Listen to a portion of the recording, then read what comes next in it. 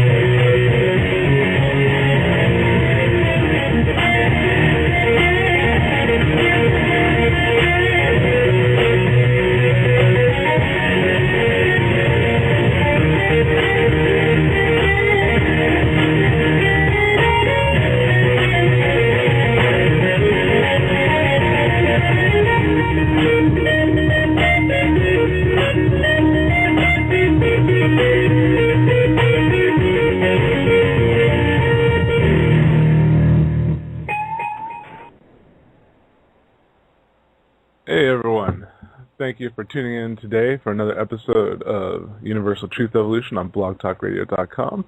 I'm your host, Jerry Avalos, with our co-host here, The Lad, hanging out, bringing you all of the information major media tends to shy away from. And we're excited today because we have a guest back here that I know many are familiar with, is Stuart Swerdlow, and we're going to be getting his input on a bunch of different things and in relation to hyperspace and what's going on in the world right now. But right now I just want to check and make sure I got the Lad with me right now. You there, Lad?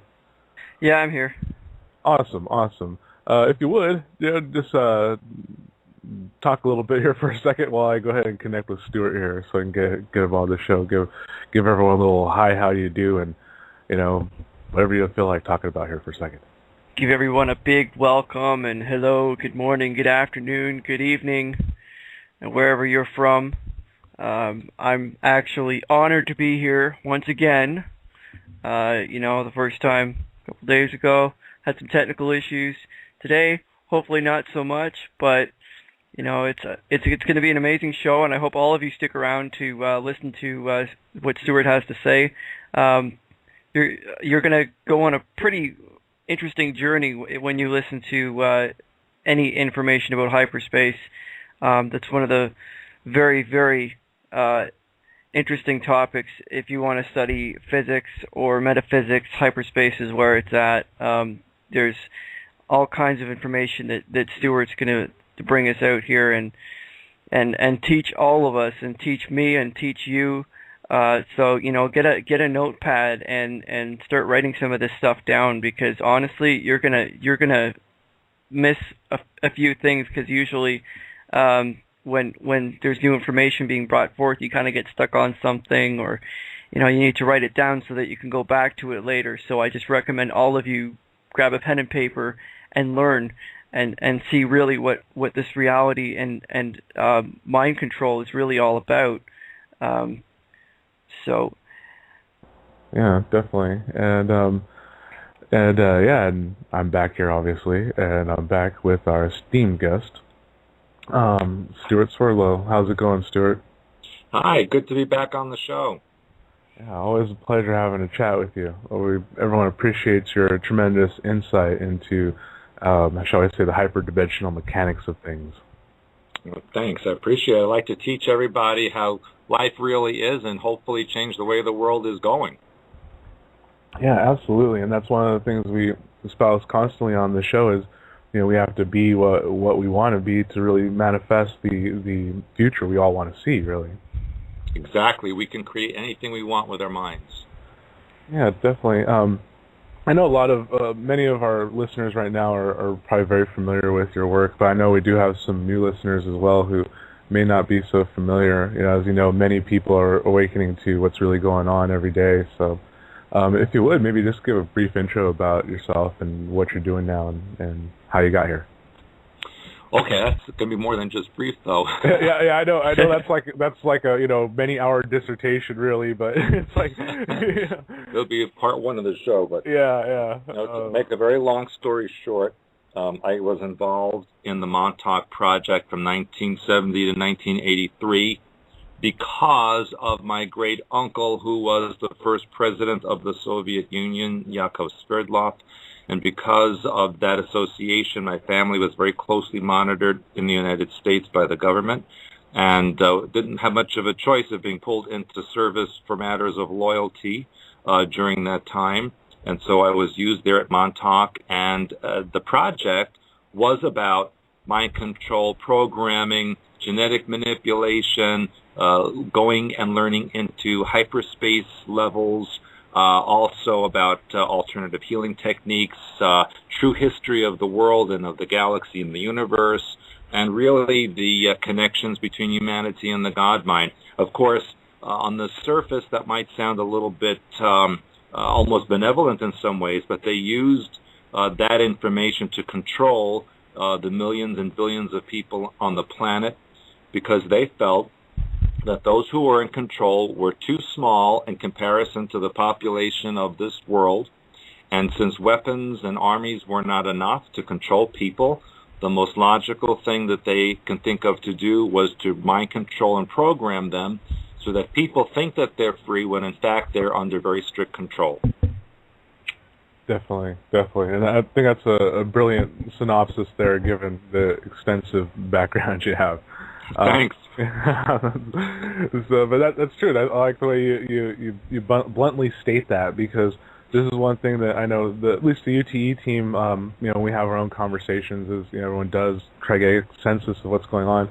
The mind control aspect is something that it comes up every single time in terms of manifestation and almost perceived resistance to it.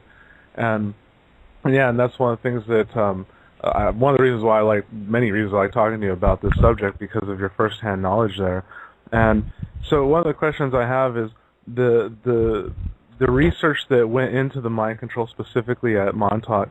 Was that specifically with the intention of broadcasting it in many different ways to the masses? Well, the intention originally was to alter the way the future is going to go, because they had devices through the Montauk Project that enabled them to see many alternative futures. And of course, the futures, there are many of them, depending on a single thought can change everything. And so what they tried to do, and what they're doing now, is to create a society kind of like the Borg that you would see in Star Trek shows, where everybody has a program function connected to a specific group, obeys the instructions that are given, do not ask questions, do not deviate from the parameters given. and accept whatever rules and regulations are imposed on you and on the public. And so basically, they're trying to create a robot society, which they've done a pretty good job, I think, so far. And they're going to create many situations where they create the problem, so the solution they wish to impose is automatically accepted by the population because they feel that's their only way out, their only solution. That's very good to know, because that would make the whole, assimilation theme, shall we say, of, the public ridicule, shall we say, even just in social programming, to, denigrate anything that doesn't go with what the perceived authorities say.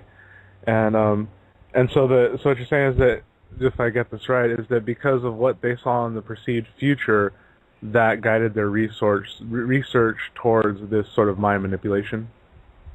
Yes, because they saw that there were many possibilities in the future where humanity could possibly override the programming, where there could be, let's say, uninvited guests from elsewhere that could help the population eliminate the Illuminati, for example. Mm-hmm. And so what they have done to counteract that as well is they've created these underground super colliders, or these particle beam accelerators, the ones in CERN, the ones at Fermi Labs in Aurora, Illinois, etc. And there's various locations around the world. But what they're doing, and especially the one in CERN near Geneva, is trying to tap in to alternate realities or parallel universes where the Illuminati have been very successful in their goals, and trying then to collapse that alternate reality onto this one. And that is why many people are reporting in that they have very strange dreams, that things are changing. They leave something in one place and it turns up somewhere else. Many different bleed-throughs are occurring from alternate realities into this one, and it's creating sometimes unsettling situations.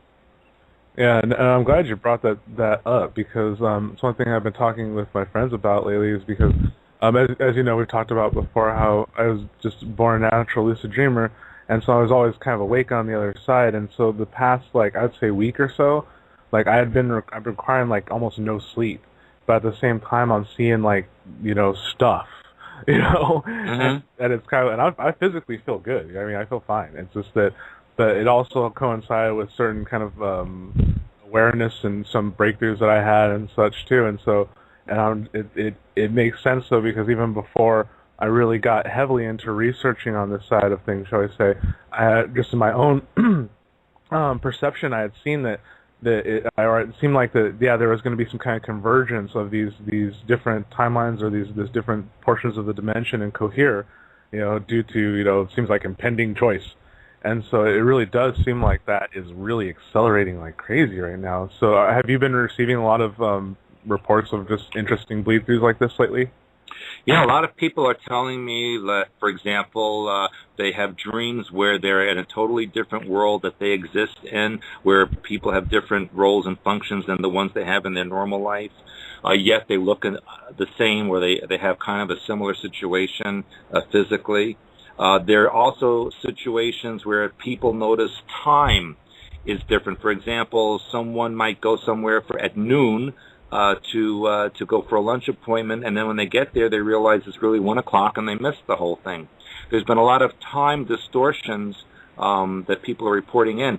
And in fact, interestingly enough, it was on conventional news. CNN reported that there was a volcanic eruption in Sicily, and that people in Sicily reported their clocks were at different times. Huh. So that was also, I think, maybe the eruption was part of a time distortion. Yeah, could very well be. It may have been. The energy that's involved in earthquakes and in volcanic eruptions. Now, volcanic magma is actually ferromagnetic, and as we all know, that everything is really energy. And so when you have an electromagnetic disturbance large enough to actually distort time, you're going to see a lot of geophysical movements in our reality as well as the other reality. And when you mentioned about choices, Jerry, and I was actually going to ask you, Stuart, about this as well. that with the research at Montauk, usually, according to modern physics, when a choice is made, a parallel reality is created, and that parallel reality can exist simultaneously. So when they see these choices, what their goal, I'm guessing, if I'm right on this, let me know, is that they want to get us to make those choices to consciously bring or subconsciously bring ourselves into those particular timelines that are favorable to those who want to control. That's an interesting point. You know, at Montauk, when they discovered with alien technology, by the way, the use of energy, electromagnetic energy for time travel, one of the first things they wanted to do was go back and change things historically so that the world would be different. One of the things that they attempted to change, for example, was the assassination of Hitler, because there was a bombing in the Reichstag, and I forgot what year it was, but it was a failure, and he survived the bombing, and that was actually a Montauk Project function. And so what they learned was you cannot go back and change the history of the timeline you are in, because there are infinite timelines. Every possibility that you can imagine does take place somewhere. So what they realized they had to do instead was to, instead of changing the past, which they realized they couldn't do, they had to then connect to a different future. So in other words, redirect the current timeline to an alternate timeline where the end result was what was more beneficial to them or what they desired. So that's what we're seeing now. We're seeing now the connections of alternate timelines together, so that the history actually remains the same, and it's a question of where you're focusing your consciousness and identifying what your particular history is. So I think, if I answered the question correctly, I think that's what's going on now. Absolutely. I couldn't agree more with that. Yeah, and one of the things that I was just thinking right now too that might be beneficial to have us have a conversation about is the concept of the mechanics, I guess, Stuart, behind that time space, that fourth dimension and above. Because I know some would be very familiar with that quantum aspect, but how would you describe how those choices would maybe perceived or look from this other dimension? Yes, every point in time and space has a unique frequency. There are no two that are identical. So if you know the particular point in time and space that you wish to access, all you need to do is take the person, place, or thing that you want to match and bring that same vibration to that person, place, or thing, and instantaneously there is a connection to the target point. So that's basically what they're doing, is they had to experiment to see what the frequencies were in the different timelines. And once they knew where they had to connect, then they imposed those same frequencies on this timeline. So it's kind of like having a magnet, and then you put the magnet over some metal pieces, and the metal pieces bend towards the magnet. Mm-hmm. So you can consider the other timelines like a magnet that are pulling then this similar frequency towards them. If you look at the frequencies of time and space, let's say detached from a distance, if you will, they kind of look like these huge phone lines, these trunks of phone lines all banded together, all headed, kind of in the same direction, but yet each one unique and separate.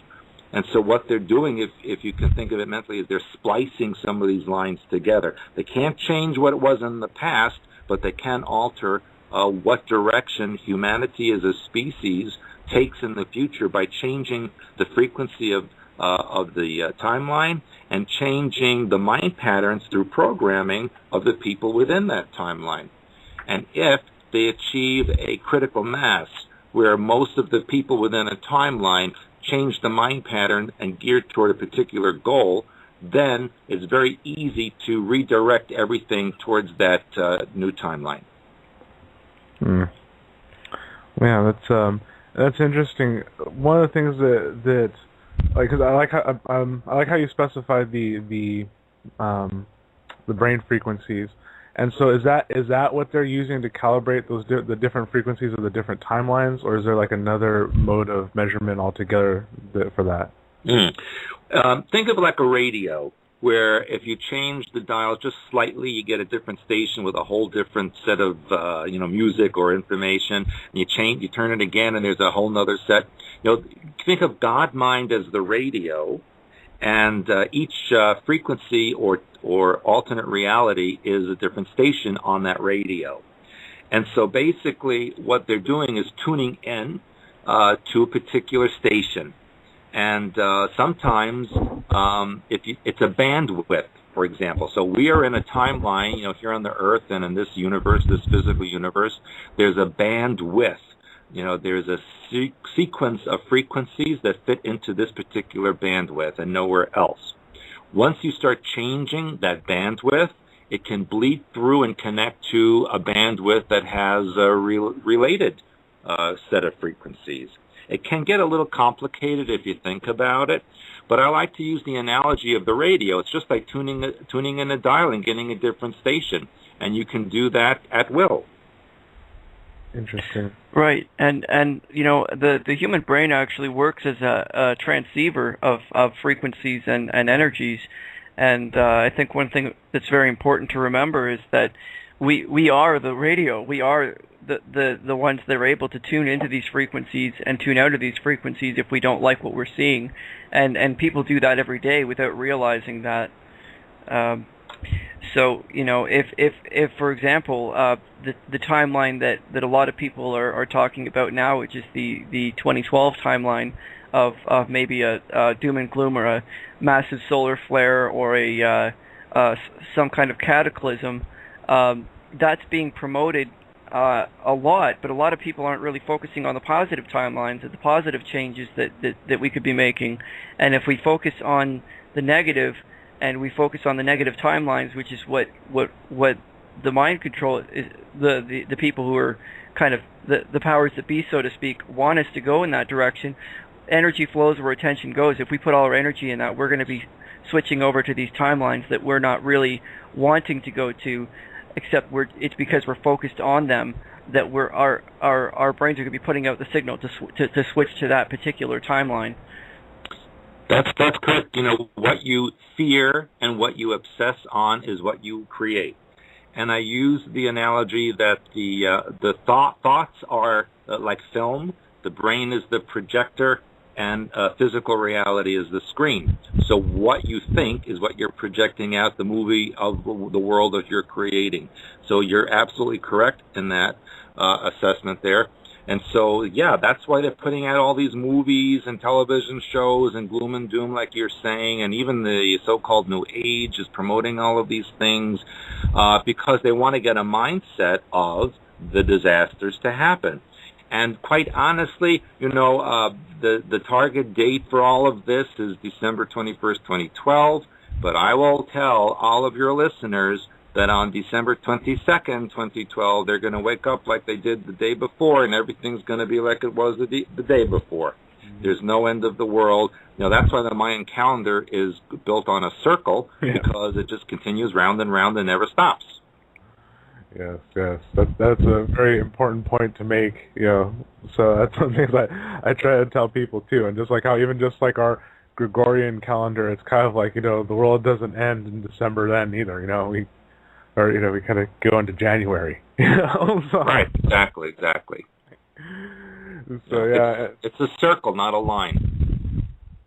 Yeah, and that's in relation to the different timelines. Once again, like maybe you can speak to how having the mindset manifests the opposite. Does that make sense? Like of when like how you're saying the worry and all this other stuff that they kind of synchronizes, shall we say, to the other timelines. Like how does that facilitate kind of jumping to one of those negative timelines, shall we say? Yeah, that is actually creating a mind pattern or a species or group mind pattern, so that en masse you can create these events, whether they're positive or negative. Basically, again, what we're seeing now is the triggering and activation of certain programs embedded within people's psyches that bring out from the virtual world of the matrix of their programming into the physical world these events and functions that may not have normally come out under normal circumstances, whatever normal may be. Mm-hmm. And so there's an imprinting, and we're seeing an imprinting from the news, again, from media, from books, everything that you can imagine, even from clothing and even from artwork and furniture. Every aspect of life has had a programming imprinting so that when people see it or hear it or deal with it, they are triggered and open up those functions within the mind pattern that then allow these events to transpire. And that is why it is so important for people to do their release work, their deprogramming, oversoul work, all the things that I teach. There's a reason why I teach this, and really we're coming to a very critical time. There's not a lot of time left, because it's happening now. Everything's being activated, the staged alien invasion, New World religion, end times, all the switches are flipped right now. And so we don't have time to fool around. We don't have time to, ask questions and do research. You need to just do the work now, because it's like, your car is careening, at full speed towards the wall, and you have no brakes. You're not going to read the manual now. Now's the time to do something. Yeah, exactly. And that's seriously, I'm glad you said that, because it's one of the things. Once again, we've been really trying to advocate is that there's no more time to wait. It's now. We have to do things now, unless we really do want to see, the nasty stuff. So it's like, yeah, we got it. Let's do it now. There's no time to wait. And one of the things that you said there that I'd love for you to expand upon is oversoul work. Actually, so I'm not sure that maybe a lot of our audience might not even be familiar with the term oversoul. So I'd love to hear your take on that. Okay, of course, there's a lot. It's semantics involved. People have different terminology for different things. I like to use analogies because it helps people to understand concepts. Mm-hmm. So if we use a religious analogy, and of course nothing to do with religion, it's just an analogy of, let's say, the Trinity of God, Christ, and the Holy Spirit, you can use an analogy of the God mind, which is what I like to use. Oversoul is like Christ consciousness. It's the master intelligence of your particular soul personality. And from your oversoul descends all of the life streams or soul personalities that intersect in different realities. And where the life stream intersects with a reality, you have a lifetime, you have an experience. You are a spiritual being having a human experience at this moment. But it all feeds back to the oversoul, and the oversouls all feed back to the God mind. And we're all one of the same thing, really. It's like a triangle. There's no one point that's more important or less important than another. And the symbol of the oversoul is the silver infinity. And if you visualize the silver infinity over your crown chakra, you can send up into it any person, place, or thing that's disturbing you, get it out of your heart chakra, get it out of your mind. You can ask questions, you can make requests. It is your personal connection to the God mind within. And we have a lot of information on that. Janet has a book called Decoding Your Life, which is all about the oversoul. There are sections of oversoul in my book. So people can learn and read about that, and it really, really is an amazing tool that we can use to help us with our lives and to advance from where we are now. Very cool. Yeah, I'm glad you expand upon that, because as we're seeing, I'm sure you're seeing quite a bit, being a very active teacher, is that how the multidimensional aspects of our existence now, like, we're trying to make sense of them, or a lot of us are trying to make sense of them and what that means.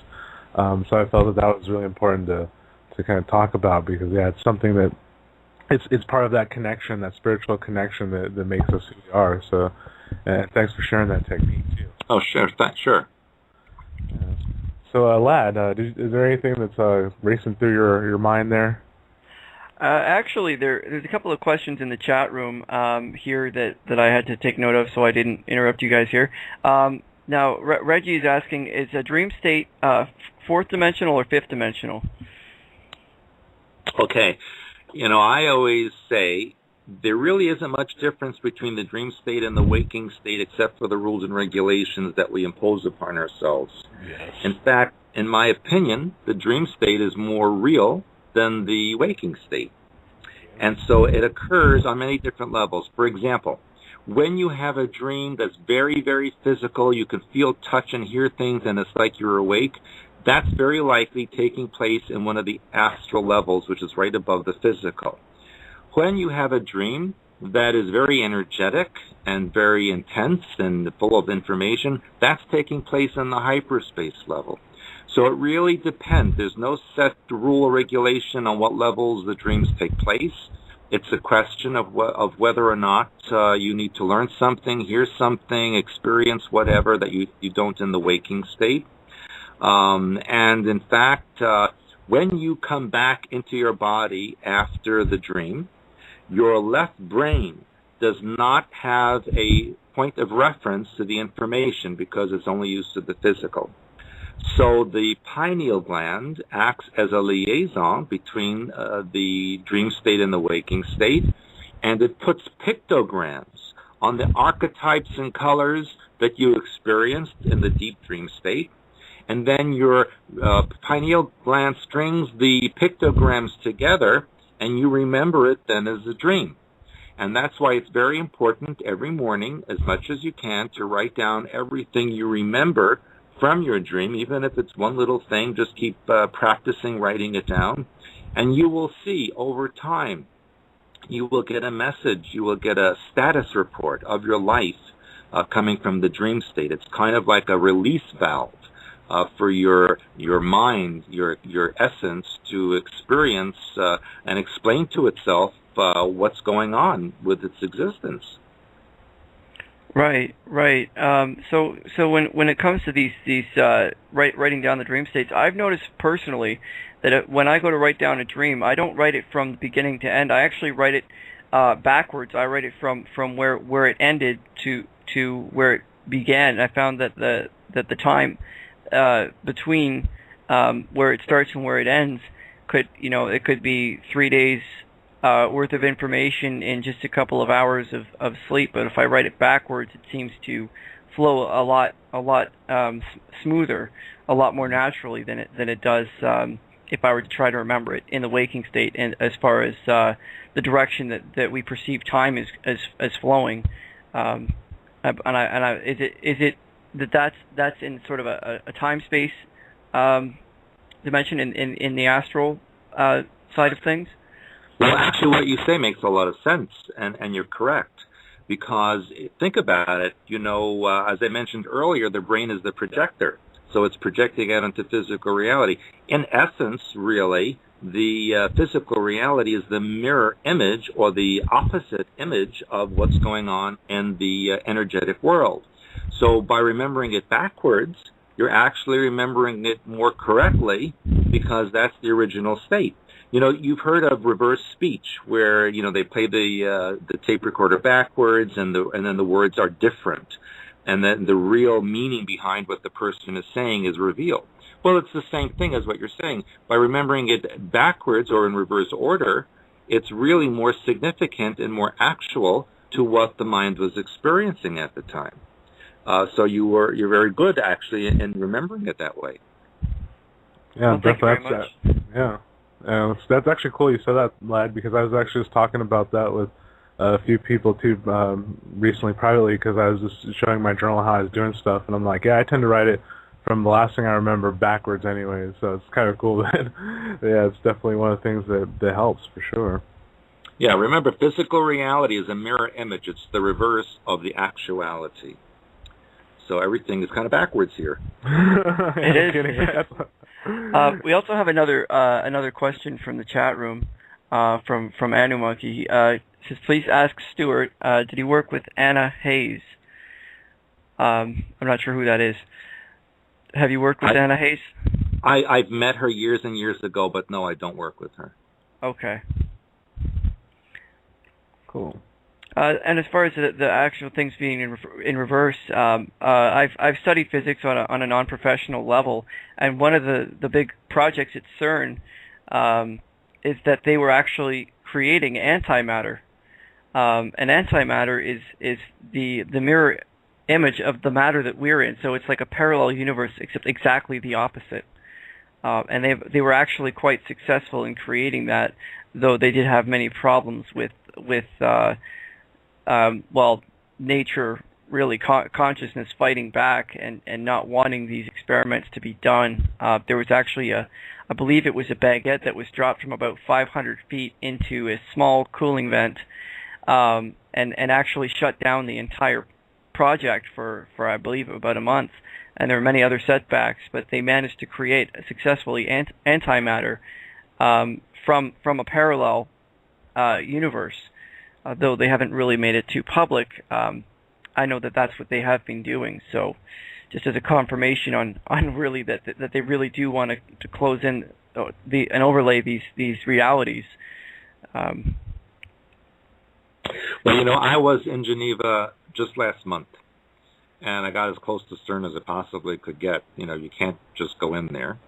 They have in front of the building a big statue of the goddess Shiva, the goddess of time and space. I thought that was quite interesting. And they also learned from people in the area and some who actually worked there that there are vast underground tunnels from CERN that go under the lake, that go into other parts of Europe, and that the Vatican has an office there. Now, why would the Vatican have an office at CERN? And that there are people who come up from the depths of the deep layers with wounds that cannot be explained, and nor will they explain how they got their wounds. So there's a lot going on there that is not being revealed to the public. And some people report flying into Geneva at night and seeing strange lights underneath the lake that cannot be explained. It's also, and I've written about this, I believe, on my website a few months ago, that CERN is being sabotaged from, let's say, a source beyond our planet. Some beings there, or some group of beings who do not want the experiment to be successful, and they have sabotaged it at least twice. Wow. Yeah, I don't doubt that at all. I remember once CERN started firing up, there was some interesting news articles that made the major press, like the guy who was insistent that he was a time traveler and things like that, and they had some interesting, just kind of happenings like him disappearing and things like that, and so yeah, it doesn't surprise me, but it definitely fascinates me, like what's going on there. So how long were you over there for? Well, I was in Geneva a few days. We had done a lot of touring around Europe. We even went to the pyramids at Bosnia, which most people don't know about. And I've heard of them. Yeah, those are the largest pyramids in the world, and we actually climbed to the very top. It was quite fascinating, and there's technology underneath in the tunnels that we saw. It's just an amazing location that the world has yet to really discover. And of course, the Egyptologists, or the ones who study the Egyptian pyramids, are very much against information about Bosnia to come out, because it kind of undermines what they're doing in Egypt. Here we have this little country in Europe, this war-torn country that's still coming out from all the devastation it had, with the largest pyramid complex on the earth, and the oldest. They're estimated to be between 30 and 40,000 years old. Wow. And there's a vast tunnel complex that goes between them. There's actually 5 different pyramids. So we learned a lot of information there, and it's believed that the ones who created those pyramids were not even of the human species, and that's coming from the professor who discovered them. Absolutely, and I couldn't agree with that. They're very similar as well to the Mayan pyramids. There's a sun pyramid, there's a moon pyramid, and it's very very well laid out and aligned with astronomical specifications, and these are lined up allegedly at a time where human beings were throwing spears at each other and beating each other over the head for food. Right. Allegedly, according to the official story. What was the energy like in the Bosnian pyramids? Did you get to experience anything from the inside? Well, yeah. We actually, first of all, went to the very top. And there have been electromagnetic readings that show that the energy is flowing from somewhere within the middle of the pyramid out through the top. And we stood at the very top of the pyramid, which, by the way, is covered with soil and plants and trees. I mean, it's just really buried under vegetation. And there's only a little bit of it that's exposed through the excavations. But we definitely could feel energy radiating out from the top of the pyramid, and that's been documented scientifically. The cement that was used in building this pyramid, now they actually used cement in this pyramid 30,000 years ago. It's stronger than anything we could even create today. So whatever technology that they had, we do not have that technology today. And inside the pyramids, there are tunnels that go underneath the pyramid of the sun, some of which have been excavated, some not. And there are these huge stone tablets, which are actually made out of ceramics, which when x-rayed show a football-shaped object in the middle that radiates energy. And when you take pictures of it, the object glows. And when they move the object, it's 8 tons. When they try to move them, the tunnels flood. When they put the object back, the flood recedes. So obviously, this is a technology going on here. They also noticed that the tunnels were purposely sealed off somewhere several thousand years ago. Someone did not want anyone to find these pyramids or tunnels. And they were purposely sealed off because when they excavated it, they found sand and rock that were put in as blocks to openings and entrances. The water that they found in this underground lake there was completely pure, even though it's been sealed off for thousands of years. It's as if it was fresh water. So there's an amazing energy there. We are intending to go back in 2012 summertime and do a seminar there, actually.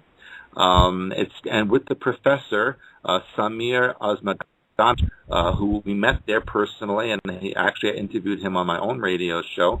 And he's quite an amazing person.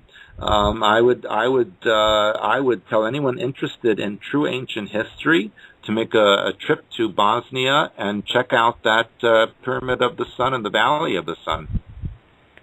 Absolutely, and one of the interesting things that I find about the discovery of these pyramids was that there was a war going on for almost 30 years. With the Kosovo War, with the United States being involved, and the Canadian troops being on the ground for a number of years as an alleged peacekeeping force, and it was only very recently that these pyramids were actually uncovered. And it seems from your description that whoever had built these pyramids had realized that because there's a very high level of technology involved, that it's kind of like when you lock your car door. You can park your car in a parking lot, but you're going to lock the doors and you're going to take the keys with you because you don't want some kid or someone who's not unable to drive properly to hurt themselves or someone else with that type of technology. So it seems as if they just kind of locked their doors and left. That's true. I agree with that. It's as if they did not want people who didn't understand or would misuse the information and power there to access it. And of course, you cannot blame them. But the professor feels that the ones who built this may not have been surface dwellers at all, but rather could have been a species of being that lived underneath the ground. And we also had found out that there are similar pyramids, although not as big, which are nearby in Serbia. And then we found out that even Italy has such pyramids. So it looks like all around the Adriatic Sea, there was this complex of huge pyramids that are tens of thousands of years old, built by a species of beings that we know nothing about. Absolutely. That's something that I'm definitely interested in learning more about. I had heard that you were on this world tour. Have you experienced the energy in Giza, and could you compare that to the energy in the Bosnian pyramids? Interesting that you said that. We were in Egypt in 2009, and I must say, that the energy in Egypt was very bad, very negative. When you go to the Giza Plateau, you're bombarded with salespeople, with people trying to sell you things. There is camel dung all over the place. So they kind of set it up so that you cannot pay attention to the energy there. You're constantly worrying about who's assaulting you or where you're stepping, or what's going on, immediately in your energy sphere, so that you can't pay attention to the pyramids. And I think it's purposely designed that way so that you don't access the energy. You're not allowed to touch the pyramids or climb on them or anything that you used to do years ago. And the energy is very, very negative in Egypt. And of course, the poverty at the time was overwhelming. And I'd like to add that the recent change in government and uprising in Egypt in no way reflects the actual people of Egypt. There's 80 million people in that country, and I would say, how many were actually protesting in the streets? You're only talking about less than 1% of the population, if that. The whole thing was a setup across North Africa and the Middle East to change the governments in order to accommodate what's coming with the New World Order, etc. And, I noticed that a couple of years ago in Egypt, it was really very heavy energy. But the people really were more interested in just getting through their day. They didn't care who was in office or what the price of anything was. They just wanted to get through their day. There was a tremendous difference in energy there. When in Mexico, for example, the energy was a little stronger, a little more powerful, more benevolent, especially in the Yucatan. The energy in Mexico City and that area was phenomenal.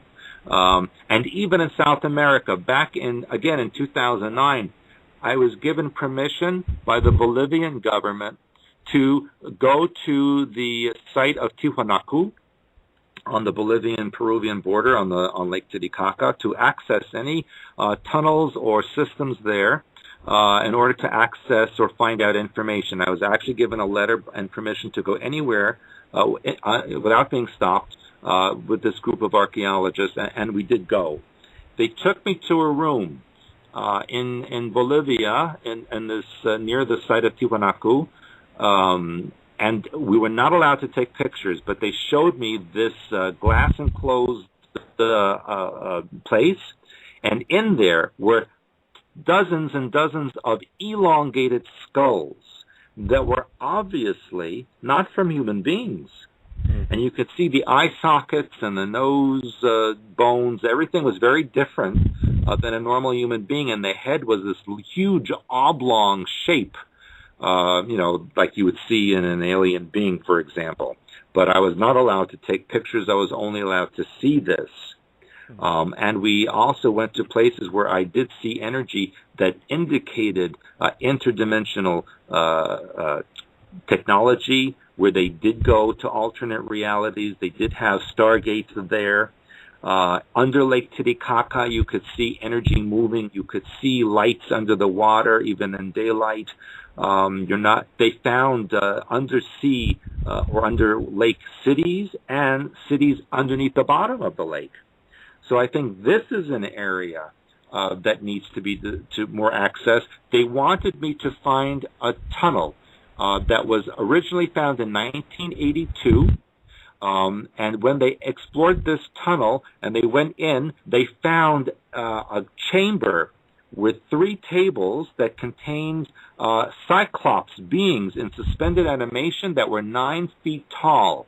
And around these beings in the room was a computer system estimated to be 15,000 years old. And when they reported that at the time to the Bolivian government, which was a military dictatorship at the time, they were ordered to bulldoze the entrance and to not reveal it to anyone. And so when I went there in March of 2009, my mission, one of my, what I was told to do, was to find this entrance. And I did find the entrance, and from what I understand, it's being excavated now to find, again, that chamber with the Cyclops and the computer. So hopefully I will be invited back to explore that further when they open it up. Wow. That sounds very interesting. The elongated skulls. Excuse me. I've noticed that there is a very large trend in a connection between pyramids and pharaohs, and even with the Vatican. The Pope wears a very long hat to resemble an elongated skull, and yeah. And you mentioned the number of 13,000 years. If it's 13,000 years old, that would be around the same time as the Giza pyramids were actually built, and the elongated skulls with the pharaohs and the bloodline traditions that they have there. Perhaps there was a similar culture on the other side of the ocean that were also, experimenting with genetics and things of that nature. That's true, and all of these sites do prove, at least to me and to many others, that there was at one time a global society, just like we have now, and that met with some calamity that broke it up, and the survivors then were not in communication with each other and had their own civilizations. But there was a time in the world, at least once before, where there was global communication. And there were pyramids all over the world, and there was electromagnetic energies, and they floated stones, and they did healing techniques, which would be considered miracles today. So there was a global civilization that was destroyed. So when we think that we are invincible, and we think that we're in a society that could never be destroyed, we have to remember what's happened at least once before on this planet, where a global society came to an end and wasn't discovered till tens of thousands of years later. Mm-hmm. Yeah, definitely. And one question, I'm not sure if you have the answer to this, or maybe someone has speculated along the way, but the elongated head aspect. What is there like a race in particular that's trying to emulate? Yeah, well, there's a couple of things. There are several. Well, there's many races that have heads like that. But going back to what he said earlier about the Pope. My opinion is that the hat the Pope wears is really emulating a reptilian head, and in ancient Egypt and even the Inca, very often they would take a newborn and fasten boards to the head, the soft skull, so that it would grow into a cone shape that would emulate what they considered to be their gods or masters that came from the stars. So yeah, there were many civilizations, not all, but many, that had species with elongated heads like that. So it does seem to primarily be like a reptilian thing? It's reptilian, but there are also humanoid species that do have heads like that. Okay. That's interesting. So I do know you have various contacts, shall we say, and extrasolarly, shall we say. Well, I'm waiting for them to pick me up. I want to get out of here. It seems to be a common sentiment these days. Aren't we all? That's really, yeah. There's a question from the chat room from Joseph asking, was there a capstone in Bolivia for the regards to the pyramids? Yeah, there were many different pyramids in the South America, not just Bolivia, but in Peru, and believe it or not, there are even some in Argentina and parts of Chile and Ecuador. There's a lot more than science or history lets us know. Yes, there are capstones. There were capstones. There are different kinds of pyramids. For example, The pyramids that we see in Egypt, kind of like the top of an octahedron, the four-sided, that did have a gold capstone. Those pyramids that you see in Egypt and the ones like it, what you see above is also below. So in effect, it's not just a pyramid, it's an octahedron. And those types of structures are used for interdimensional travel. It's kind of like a delta T antenna built into the ground. Then we have the step pyramids, like you would see in Mexico and in Bosnia and in South America. And the step pyramids were more used for healing, for sending energy physically, and they were also used for ritual and ceremony. So depending on the culture and the location on the planet, there are actually various kinds of pyramids that were used for different functions. Interesting. And, yeah, the step pyramids did not have capstones, but the octahedron pyramids did have capstones. Was there a commonality in relation to the stones that were used in the different pyramids, or are they all different types of stones too? Well, most of them were limestone. Some of them, like the ones in Bosnia, used cement, artificial cement, even 30,000 years ago. And there's even a pyramid in western China, which we were not allowed to go to. When I was in Tibet, they refused to allow me to go to that pyramid. That is perhaps up until the discovery of the Bosnia pyramids, that was considered the largest one. That's completely white. It has the original surfacing and the original capstone on it. Again, all these pyramids are connected, not all of them, but many of them, through underground tunnel systems that crisscross the world. And apparently these ancient civilizations knew how to traverse these tunnels with devices that we no longer have. Does that play into the Aquifer association with a lot of the pyramids too? Yes. Yes. The ones in Egypt, for example, there is a part of the Nile that is subterranean that goes underneath the pyramids of Giza. And that water was used in some of the narrow tunnels of the pyramid. They used to draw it up, and water is an amplifier of electromagnetic energy. So by drawing up the water in and around the pyramid and then electromagnifying the energy, it makes the whole thing go interdimensional. Wow. Well, we're almost at break time here. Is there actually, Led, is there anything on your mind you wanted to ask real quick or anything before we took our break? Well, I do have a question, but I could probably wait until after the break regarding the water and a science fiction show about Stargates. But that can wait till after the break because there's a lot of information to be said about that. So. Okay. Cool. All right. Well, all right. I guess let's go ahead and just go to our break right now then. And those in the audience now, if you guys have any questions, by all means, keep posting them in the chat room or feel free to call in. Our number is 661-621-7530. So formulate those questions, and we'll be right back after this break.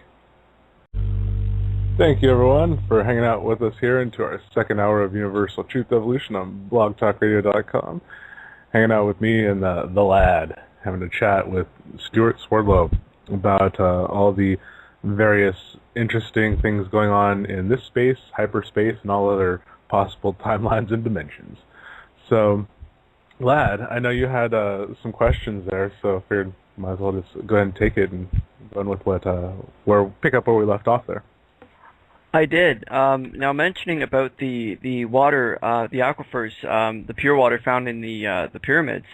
What I've noticed, and it does happen a lot, especially when it comes to intelligence sources trying to hide things out in the open, so to speak, is that they'll often put things into science fiction shows to put it into the public mind. And one of these shows is called Stargate, and what the plot, long story short, is that these Stargates are found near the Giza pyramids that are built by aliens. Now, the question that I had was regarding to the actual functioning of this Stargate itself. Now, in the science fiction show, what they use is 7 symbols, all related to constellations. 6 of them being the address in a 3-dimensional space, and the 7th being the point of origin. And what happens when they dial the device is that there's a vortex created using water, and what it does is it turns physical matter into energy to bring it to another point in the known universe.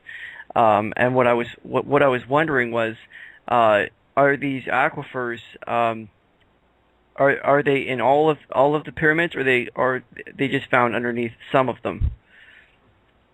Well, most of the pyramids that are found and excavated do have aquifers. They do have some sort of water system that's either underneath them or brought to them somehow. For example, the ones in Bolivia are right next to Lake Titicaca. Egypt is right next to the Nile. Bosnia has an underground stream and lake that nobody knew existed until they went into the cave system.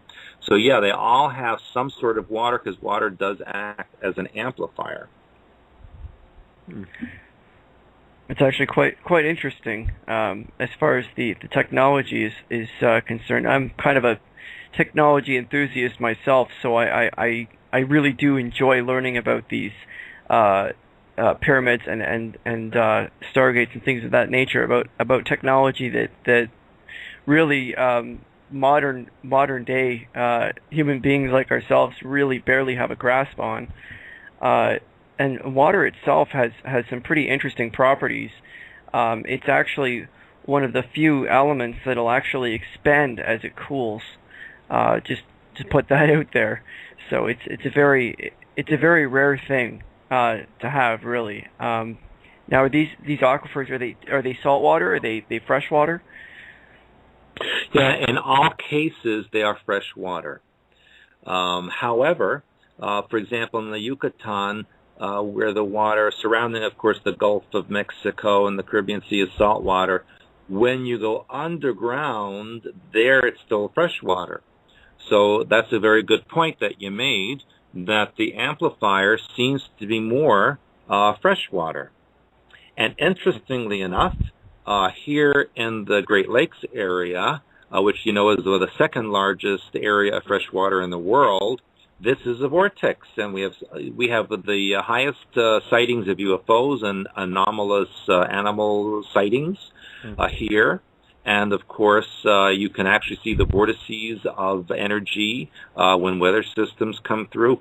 So fresh water does seem to create a vortex under the right conditions.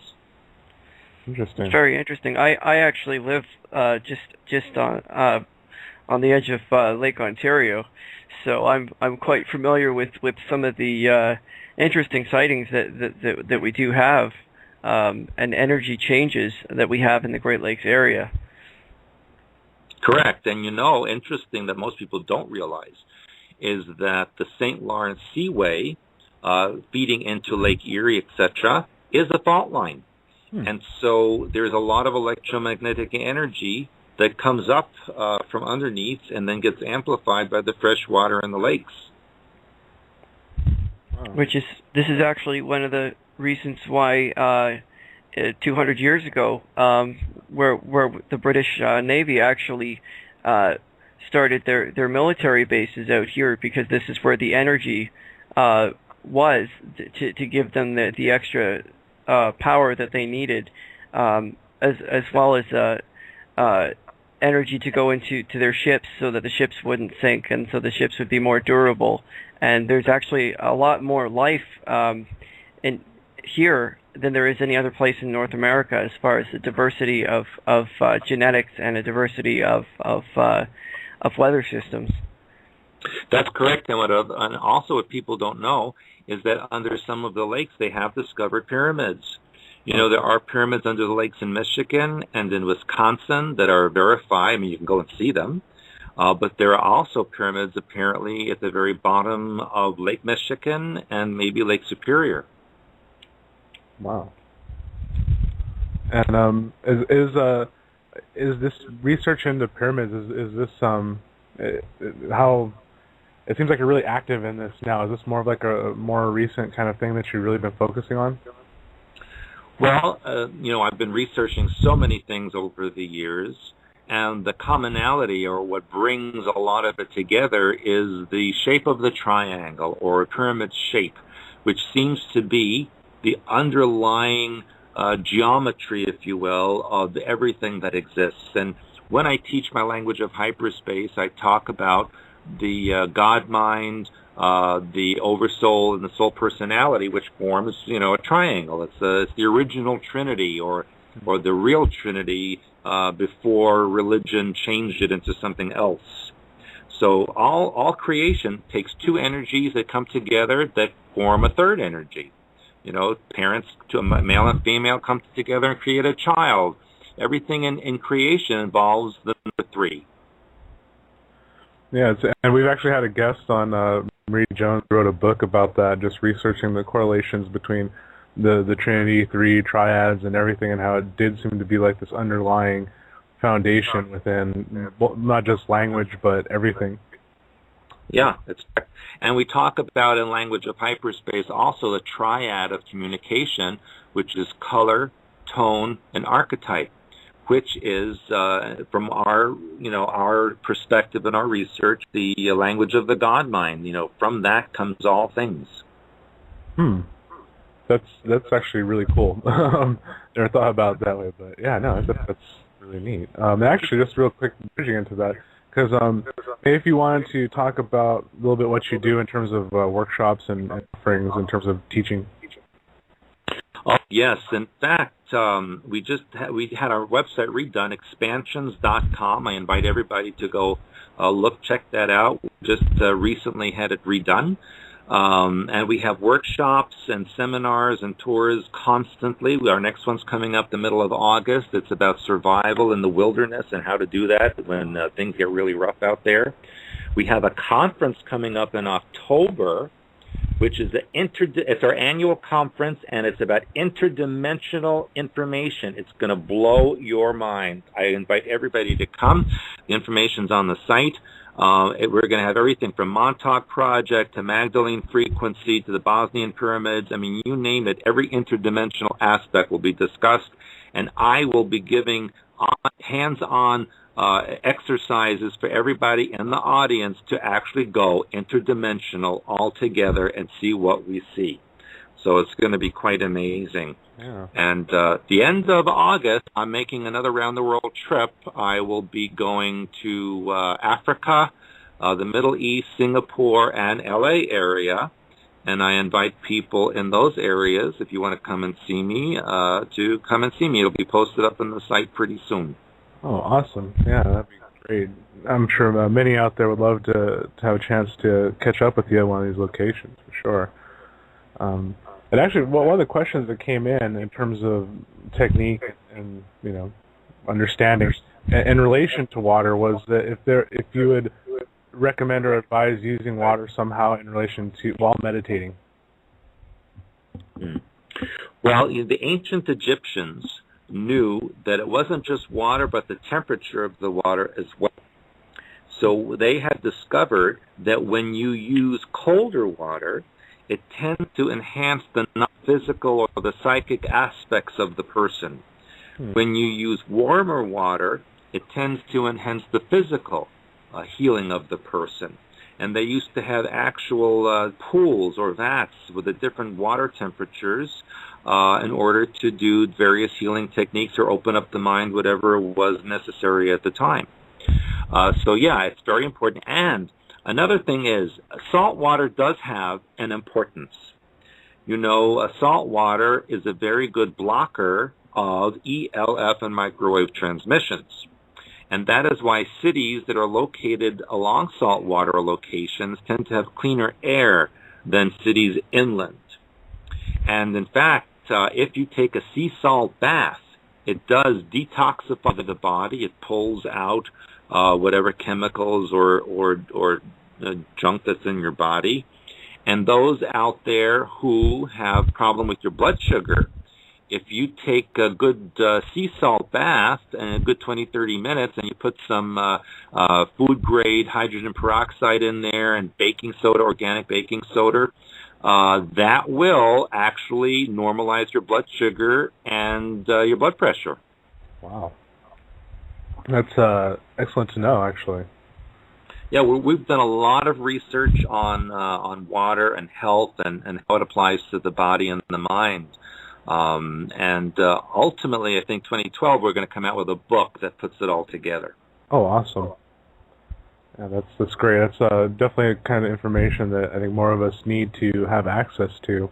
Especially I think in this day and age, they have everyone believing that we have to be handed a pill for it to be effective.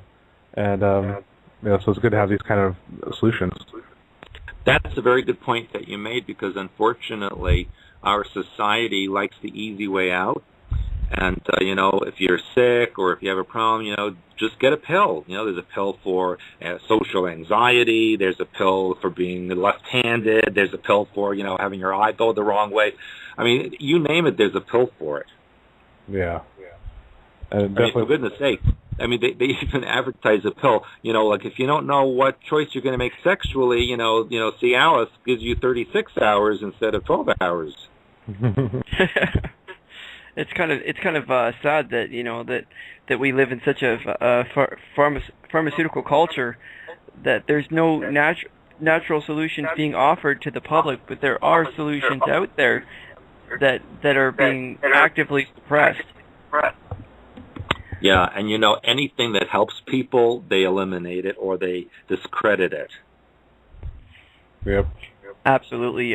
There was fairly recently, I'll see if I can find an article here for the chat room here, but there was an individual arrested not too far from where I live who practices homeopathic medicine, and he was actually accused of witchcraft and fraud, and he was arrested on that basis, even though he was actually helping his patients rather than doing harm to them through pharmaceutical solutions. That's really sad. And here in Michigan, there was a woman who was either cited or arrested for growing vegetables on her front lawn. Yeah, we reported on that story, and it is like some obscure little city ordinance that they try to get on her or something like that. It's pretty lame. And just a heads up for everyone listening right now, I think Blog Talk might be experiencing something with the echoing, because like the lad and I are on independent connections here and everything. So I'm apologize for that little bit of delay echo thing going on. We're just going to try to work through it. Well, there's always sabotage when you give good information, eh? Oh yeah. We can't go making sense for people and helping them advance their sole purposes and missions. And come on.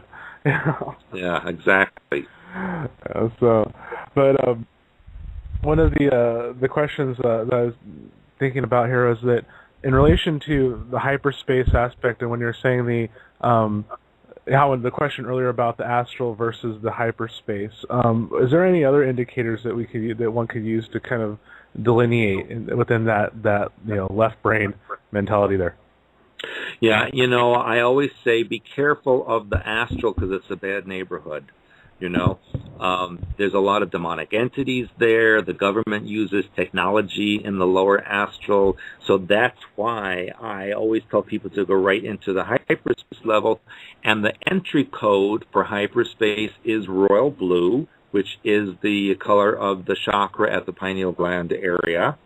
The entry code for the lower astral tends to be in the red colors or the red spectrum of colors.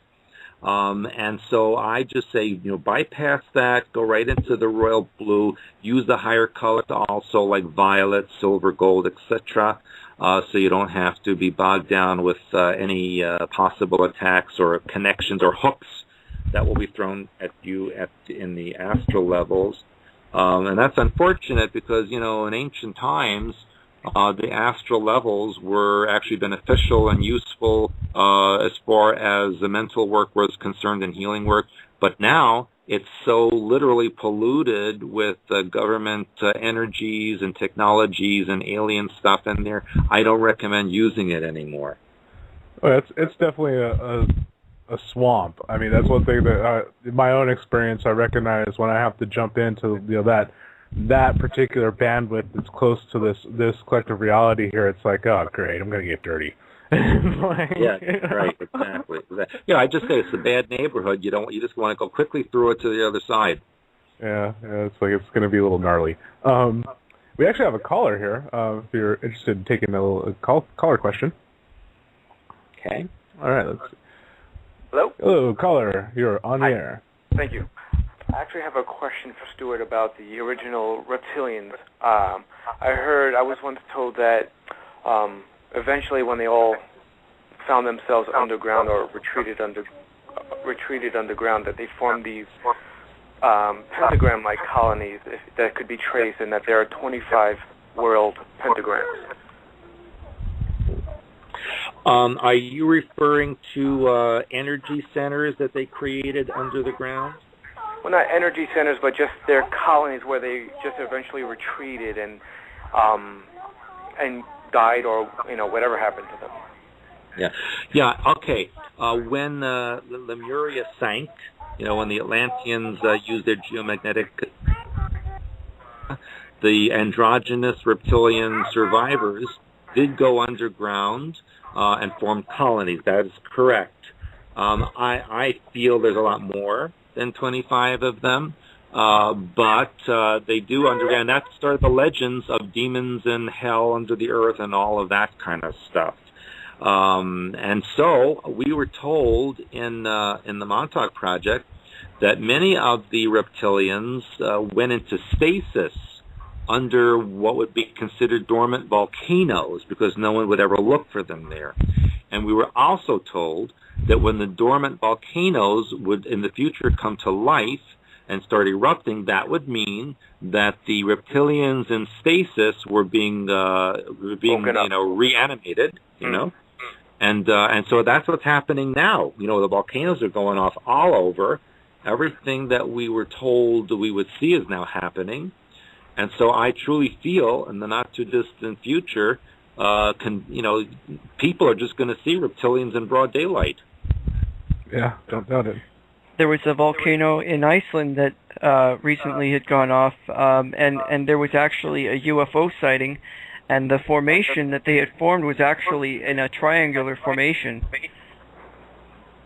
Yeah, Iceland, is in a precarious situation. Hekla volcano could really blow, and I think, there's just so many of them there. It's on the mid-Atlantic ridge, and that's very volatile. That was the original spinal column, if you will, of the Atlantean continent, which is starting to move again. So, yeah, we're going to see a lot of volcanoes going off. And yes, there would be a lot of alien interest in that. Mm-hmm. So point those video cameras that way, folks. Thank you very much, Stuart. Yeah. You're welcome. And also, while we're on that topic, I would tell people to keep their eyes on Mount Rainier, Mount Baker, Mount Hood. Everything in the Pacific Northwest is starting to fill with magma and could be very volatile very soon. I've actually got my eye on Yellowstone, as it's been kind of swelling in recent years. Yes, that's correct. Wow, it's a lot of implications there, and it seems like the extraterrestrial issue in general really is being brought to the forefront. Oh yes, and the Pope or the Vatican in recent last year or so, at least twice made statements saying that aliens do exist and that they are our brothers in Christ and that we should accept them. And previously they said that no, Jesus only created life on earth and nowhere else, and suddenly there's a reversal of that information. That's one of the interesting aspects of this whole subject that I've noticed as well, that they'll put something out in the news as if it's nothing, and no one will pay attention to it. And once it's in the news for maybe a couple of days, it'll be withdrawn and go back down in the memory hole, so that the plausibility of someone saying, well, I didn't know about that, well, they can say, well, hey, we told you so. Exactly. That's their legal out, where they'll just release something once and they'll say it, and if you missed it, that's your problem, but they told you. Yeah, and the same thing, they named this odd Malaysian woman as the ambassador to alien civilizations, at the UN. Oh, yeah. Yes, Mrs. Othman. I thought it was quite interesting because there was it's leaving my mind right now. It's the Mothman. I'm not sure if you're familiar with that, and that's actually what it spelled out in the news media. When I actually looked it up, I realized how similar it was in kind of a serendipitous type of way. Yeah, very interesting. That whole Mothman thing was quite intriguing. Yeah, definitely. And I thought what was interesting about that whole ambassador thing. I remember there was a statement she made later, like going, "I have no idea what the hell you people are talking about." So it kind of sounds like a disinformation or psyop kind of to me, one way or another, including on the lady, unless she's lying. So. Well, there's been a lot of alien structure being set up around the world in recent times. She was just one of them. Of course, we had Stephen Hawking saying, beware of aliens, because if they come here, they're up to no good. They're going to eat us, that kind of thing. So it's interesting, the information that's coming out of conventional sources related to unconventional topics. Yeah. That's, definitely. Sorry. But I was just looking at one of the questions I was receiving from the chat room here. It's a little bit off subject, but maybe not. I don't know. But had to do with the new Madrid fault. Do you see any problems occurring with that? Oh, yeah. Unfortunately, that is going on. And I mentioned earlier in the show about the St. Lawrence Seaway fault line, which people don't realize that is part of the New Madrid fault line, because it Seaway cuts across Lake Erie into Ohio, and then when it cuts down into Ohio, that's when it becomes the New Madrid fault line and goes into Indiana, Illinois, Missouri, Arkansas, etc., and actually connects to a fault line in the Gulf of Mexico, which is also becoming active. And ever since the Gulf disaster last year, it's created a great instability in the tectonic plates underneath the Gulf that connect to the New Madrid fault line, and that we should see, and we are starting to see, a lot of quakes occurring now in Arkansas, Missouri, parts of southern Illinois, etc. The whole thing's becoming quite active. It's part of a very ancient continental fault line called the North American Creton, which kind of is like a U shape. It comes down and then it cuts across Arkansas into Texas, Oklahoma, and then goes up into the upper Midwest. And we're also seeing now quakes occurring in Texas, and a lot of them in Oklahoma. So it's all starting to move, and we need to be aware that people all across North America, doesn't matter where you live, you're going to feel something sooner or later. Absolutely, and that's one of the biggest, most important things to pay attention to is what's going on a physical level as well. That if we intend to change something, we might as well be around to change it.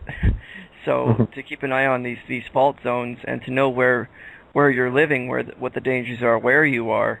Not necessarily from a point of fear, but from a point of action to say, well, if there is a potential for an earthquake, you're going to need some food, you're going to need water, you're going to need your basic survival items, like a bug-out bag or a whatever you want to call it, something to keep you alive and to have a plan of action rather than just to react, because 90% of the time, if you're unprepared, you're going to end up with some serious roadblocks as far as trying to rebuild.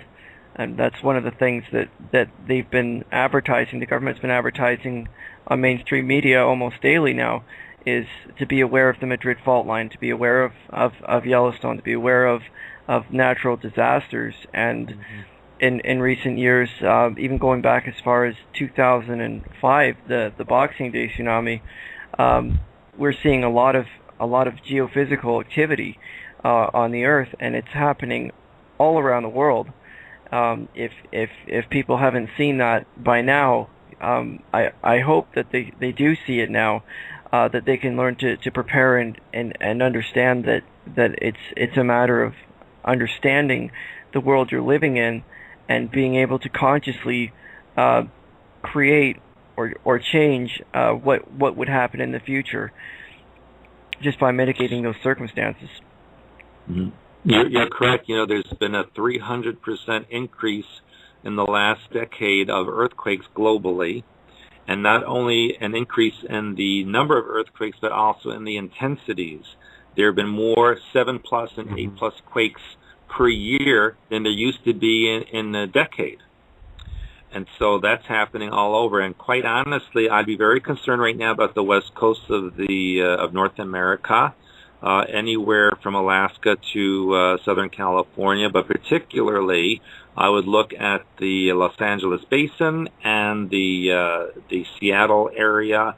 Those two areas, in my opinion, are the most volatile at the moment. And what people also don't realize is that the areas around Charleston, South Carolina, and in Boston are on major fault lines. And if you check the USGS.gov maps, you will see every now and then occur in those areas as well, which are not very much publicized, but they may lead to something significant. In 1886, in South Carolina, that was felt all the way north to New York.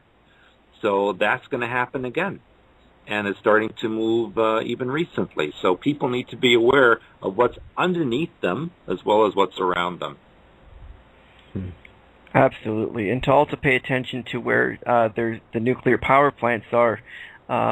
It doesn't take another Fukushima to realize that if you're living in an area that could be affected by earthquakes, and you're living in an area where there's a nuclear reactor, or you're downwind from a nuclear reactor, you could probably end up facing some serious problems if you're not prepared to evacuate. That's correct, and I'm glad you brought up that nuclear information, because just earlier I gave you kind of a little formula for the bath with the sea salt and the baking soda and the food-grade hydrogen peroxide. If you add vinegar to that mix, it will pull out radiation, and if you are on chemotherapy or anything like that, it will pull all of that out of the body if you take that on a daily basis. So there are ways to remove the radiation that may fall from the atmosphere. Man, wow, that's very good to know, especially with all that's going on with the meltdowns and them not really telling us or really even know, how bad this the fallout really has been. And we actually had a few questions come in while we're talking about this. One was, what do you think about Don Croft's work? Well, I always say that I don't comment on the work of other people. If they want to give me a topic and ask me what I think of a topic, I can comment on that, but I don't like to comment on the works of others. Yeah, this has to do with the parasites and removing parasites in the body. So I don't know if maybe with some kind of energetic dealio. Just maybe on the principles on that. I'll speak to the principles of removing parasites physically, since we're on the subject of body health. Okay, I'll tell you what we do.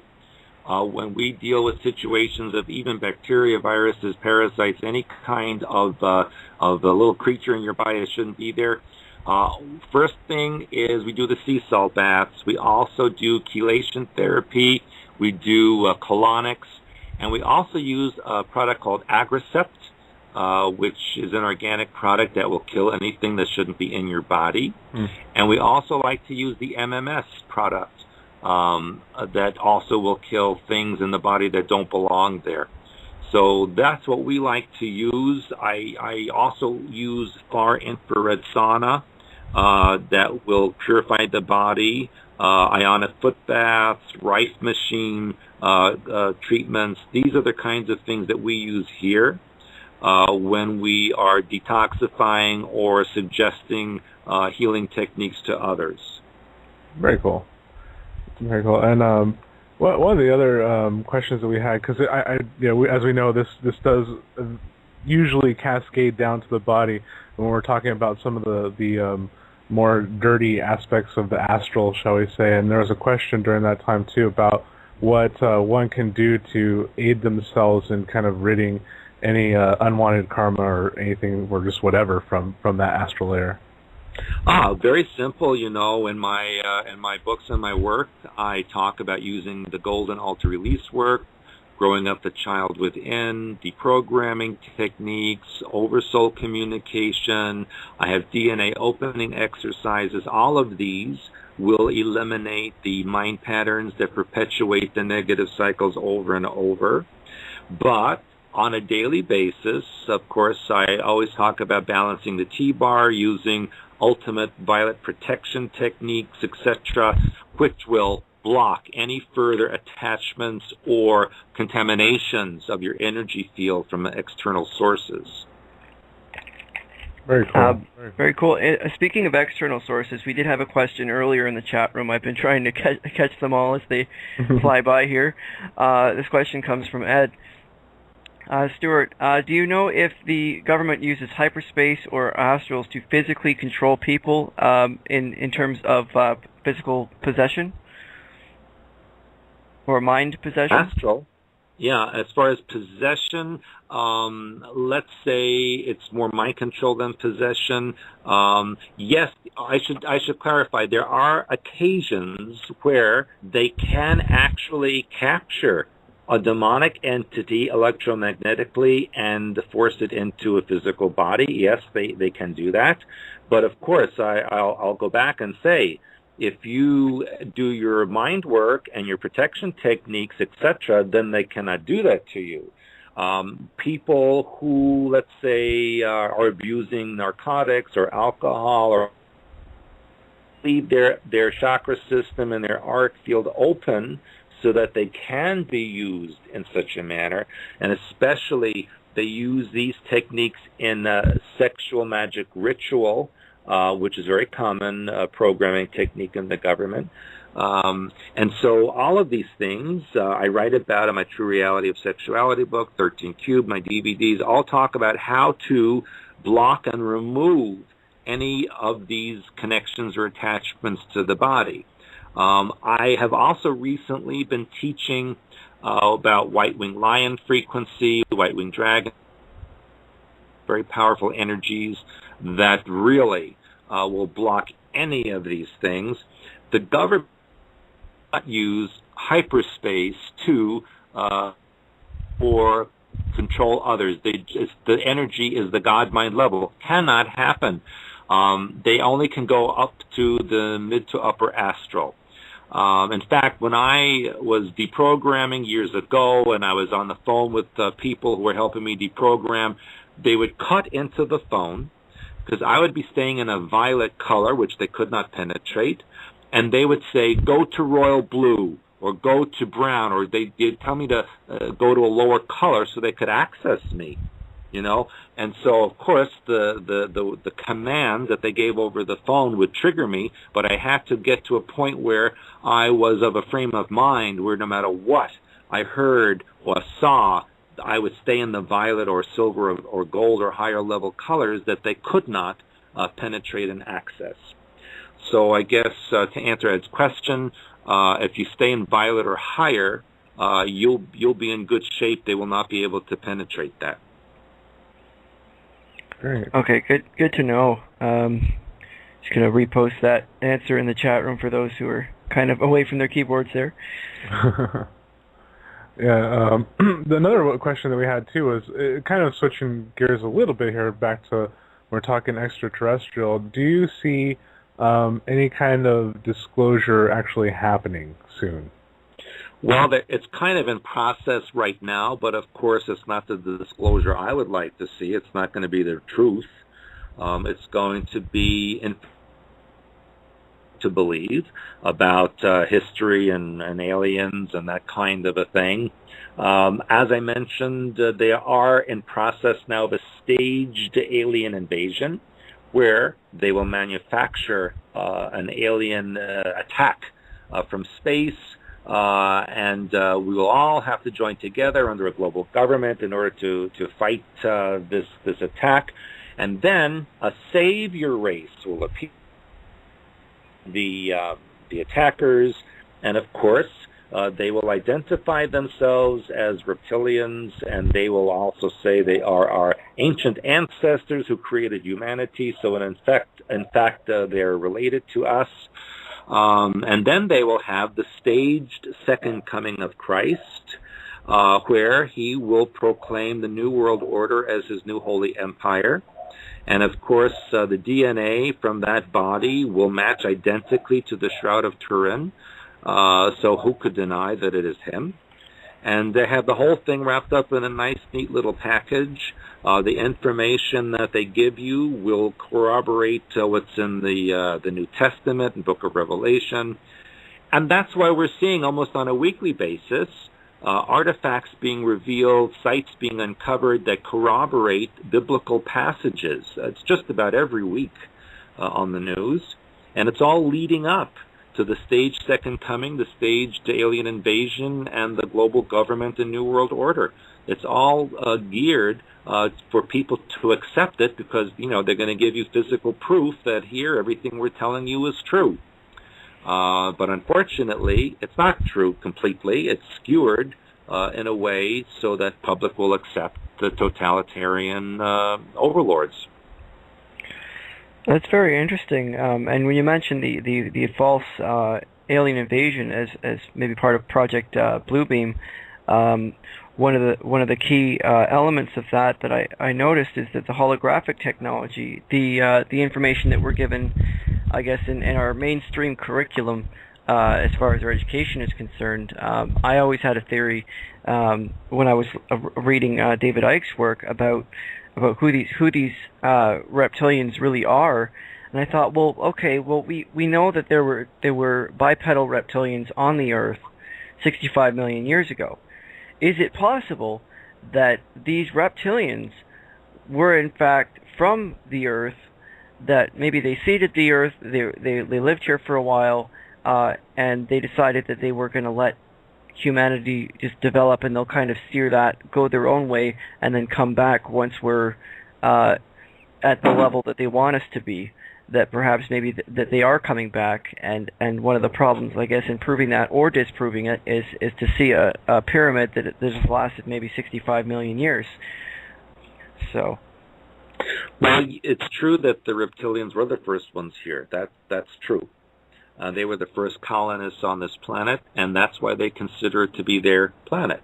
And humans came afterwards. But we must remember that the original state of the Earth, it was totally covered in water. And many things happened to change that artificially and bring land masses to the surface, and that's when the reptilians colonized. So yes, they were the first ones here, and I talk about the wars then between the mammalians and the reptilians that sunk Lemuria, all of that you know about in my book and my works. And so created of the two, the synthesis between human and mammalian. That's what we are.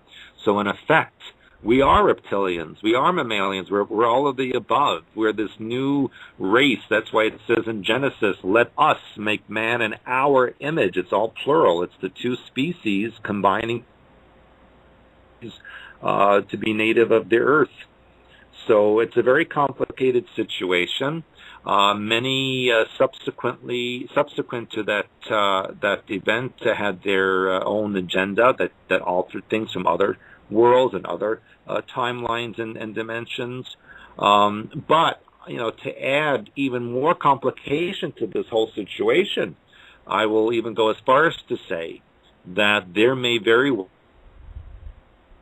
alien invasion at some point. We don't know if it will come before or after the staged one.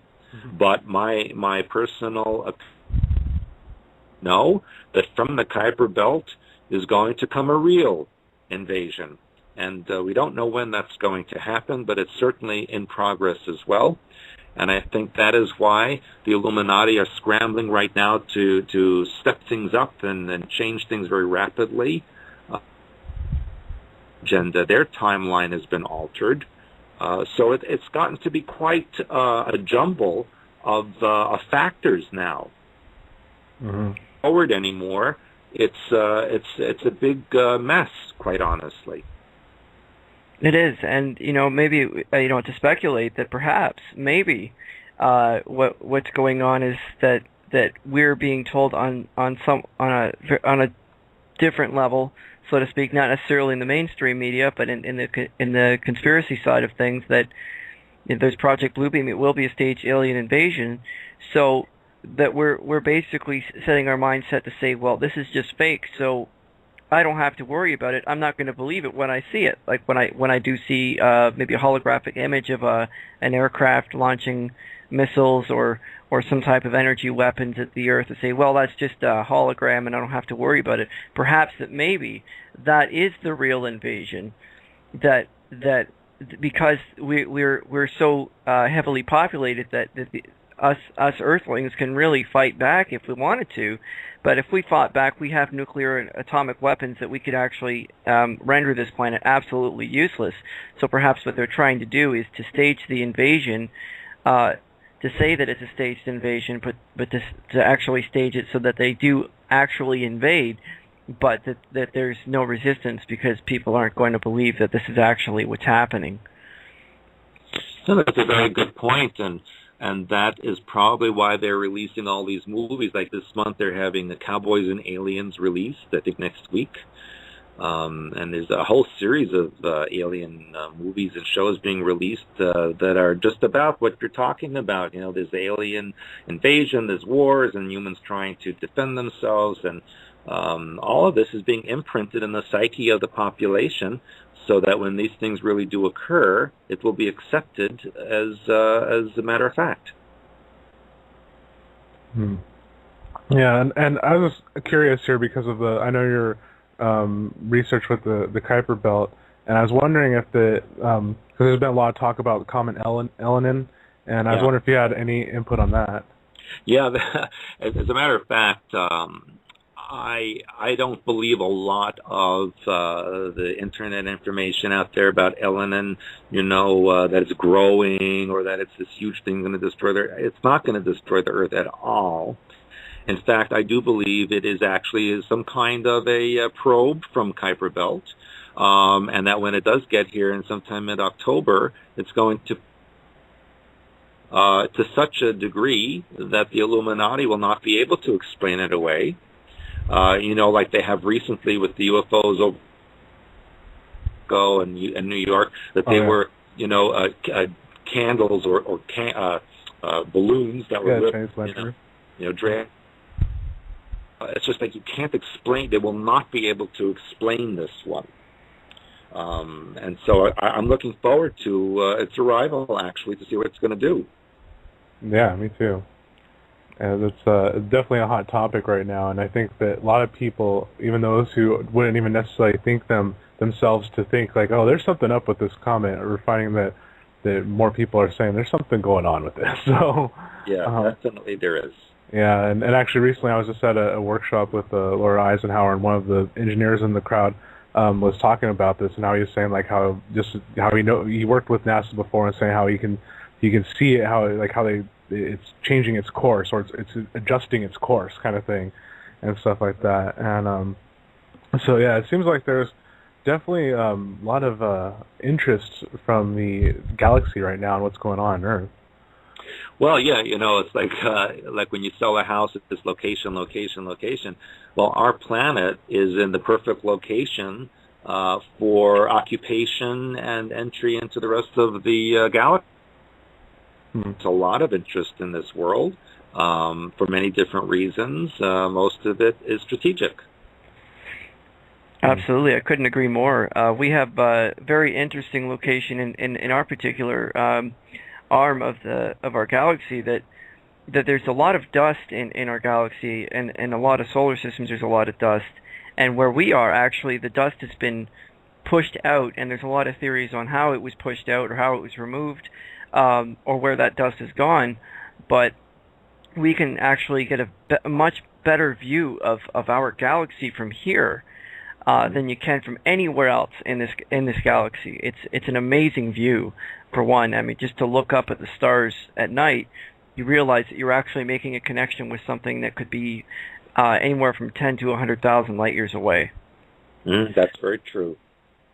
And if you were an advanced race, I mean, you could not only see that connection, but you could probably react to anything coming from that direction if they were trying to repel you, or if you wanted to go into that direction, that you would know when it's to save time to go ahead and launch your aircraft or your ships.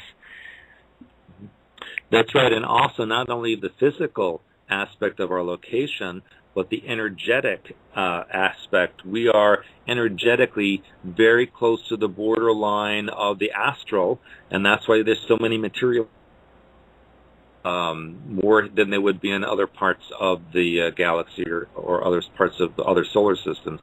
So it's a very intriguing spot, both physically and energetically. And if you're an invasion force, you'd want to occupy this place. Definitely a lot of good resources too here, of all, just actual natural resources available on Earth, and there's quite a few reasons. That's one of the things I keep telling people in terms of like doomsday scenarios or even utopia ones in the extremes. It's like, well, there's a bunch of interests that have no interest in either one of those realities and are just kind of looking at this very practically. Kind of saying, the humans, no, you can't do anything too stupid because guess what? We're using this planet too. Yeah. Well, that's a good point. Human beings are very unique in creation because we are the synthesis of two races that should not be mixed together. And our planet has more life forms, more variations than you would find in almost anywhere else. So it's quite a fascinating location. Yeah, definitely. Well, one question that I did want to try to squeeze in here, I know it could be like a hugely expansive one, but has to do with Oversoul again, and just how it relates to things like past lives and maybe different forms and other dimensions. Okay, I'll give you an analogy again. If you think of the Oversoul like an umbrella, and from the umbrella is coming all these different strings hanging down from it, kind of like a jellyfish. And then there are these lines that bisect the streams that are coming down. So you're kind of having a matrix, a lot of squares formed by these intersections. Each one of those points is an alternate self, or a parallel universe, or another lifetime, another existence. And there's infinite numbers of them, and most programming, mind control, is based on the real matrix of the Oversoul, which they then extrapolate into alters or programming matrix. So your programming matrix is, in effect, an artificial replica of your Oversoul matrix. And we can tap in to any point on that matrix of the Oversoul because it's really part of our alternate self within the context of the Oversoul. You really are a piece of the intelligence of your Oversoul. And there are many, many Oversouls, of course, and all the Oversouls are connected to the God mind. And so it's kind of like this gigantic energetic internet, where you can get any bit of information of any topic that you want, just by going within and connecting to your Oversoul and tapping into other parts of self. Right. And I don't know if I answered your question, though. Oh, yeah. Actually, I think that those who are interested in this subject will get what they needed, because I know that this is something that is really kind of being more discussed now, and we had another question in the chat room that related to that, and I know we touched on a little bit, but I just feel it's important that this becomes more of a common conversation too, just in relation to our multidimensional selves. Well, I tell you, I invite everybody out there to come to our interdimensional conference in October here in St. Joseph. You'll never be the same after that. Awesome. Yeah, we're actually almost out of time here, but actually I was kind of curious as to maybe if you have any any predictions, so to speak, that you might be seeing coming up in the next couple of years here.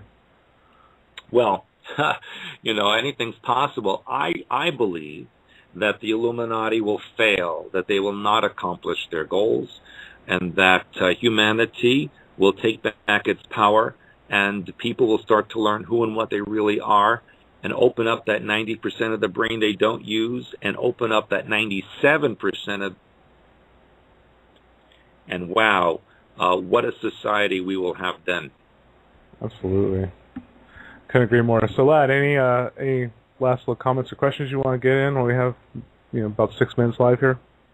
Just a quick question, I guess on behalf of the guests here. It seems to be a common question that seems to be floating by here. Do you have any upcoming interviews or events or anything that you'd like to put out so people can find you and perhaps maybe do a little more research into the hyperspace aspect? Mm-hmm. Sure. Every Friday between 6 and 7 p.m. Eastern Time, I have my own radio show, part of the American Free Radio out of New Zealand.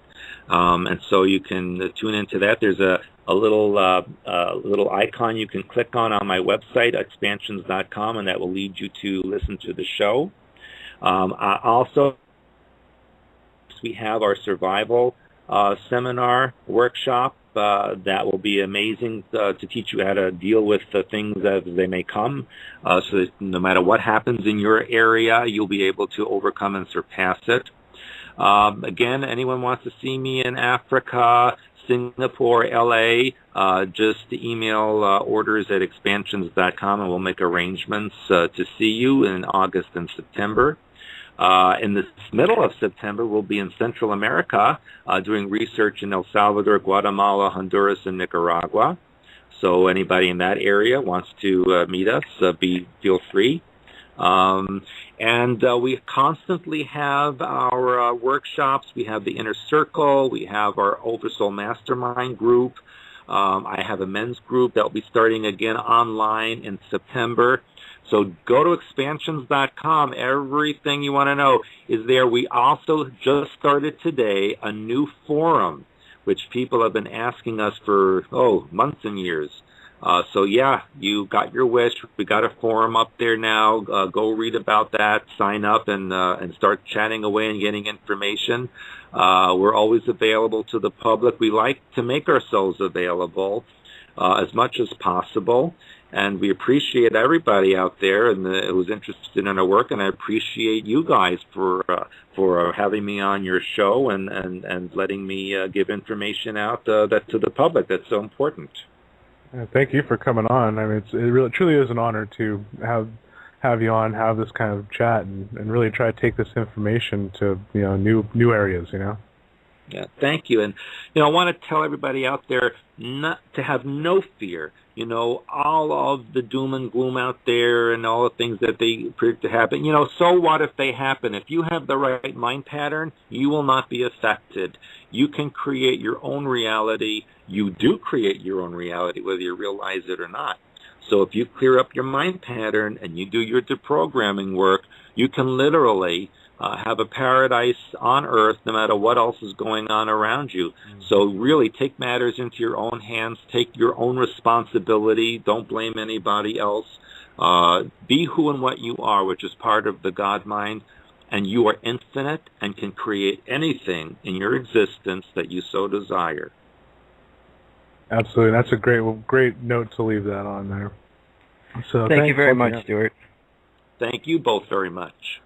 All right. Thank you, everyone out there listening right now and in the archives. We're proud to do what we do here at UTE, is bring the information major media will not report on, shy away from, run away from, because, we know there's a bigger agenda going on. So rock on, everyone. Stay true to yourselves. Be who you want to be, and we will see you guys next week.